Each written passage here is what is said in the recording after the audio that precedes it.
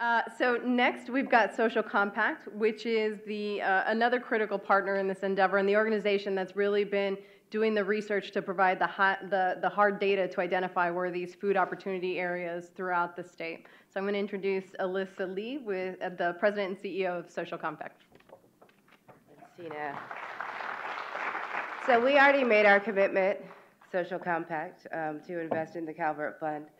I'm here representing the excitement of our staff, who is represented here by Dr. Carolina Valencia, who has really headed up our research efforts in every realm, and also the excitement of our board, who's represented here by Mike McGuire, who's done a lot of work in California around access to fresh and healthy food and general community economic development. So I actually have a little something to show today. So I'm here really to talk about how information is critical to support the development of healthy food access. And so this video is going to be running behind me. I'm going to talk a little bit about it.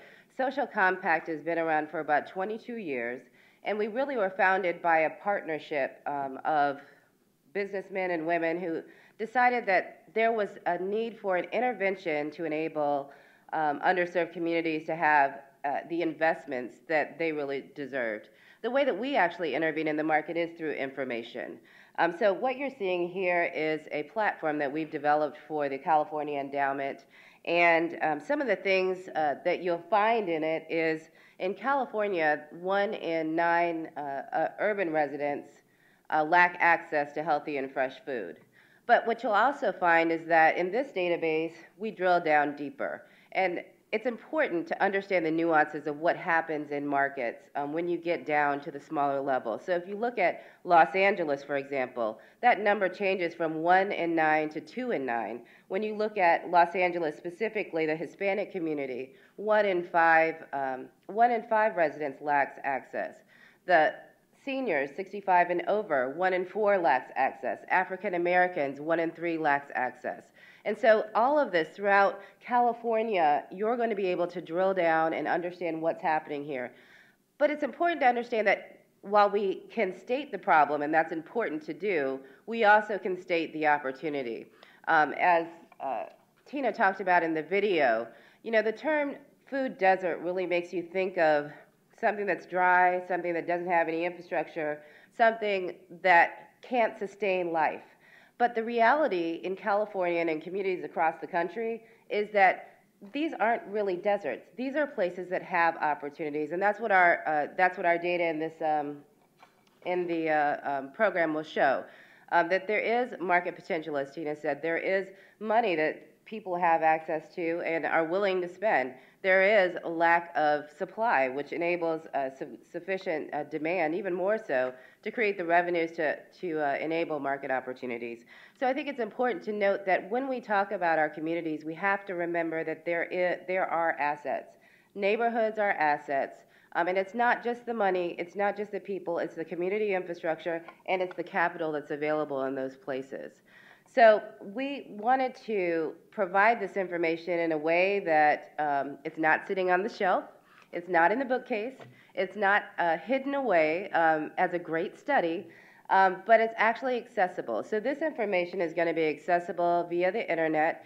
It is 100% customizable, so all of the different partners at the table can look at it in various different ways. Doctors can look at it from the perspective of what's happening in their block group. The policymakers at the state level can look at it to understand what's happening in the whole entire state.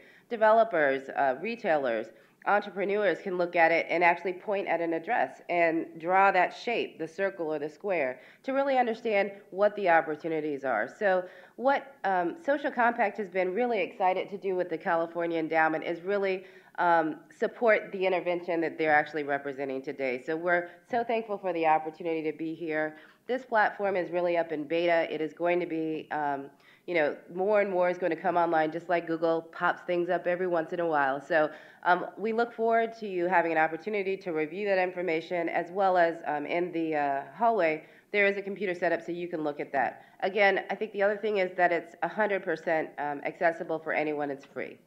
So, all of these interventions, information, capital, and partnerships create the leverage that we know has changed communities across the country, and we know is going to change communities here in California. So thank you.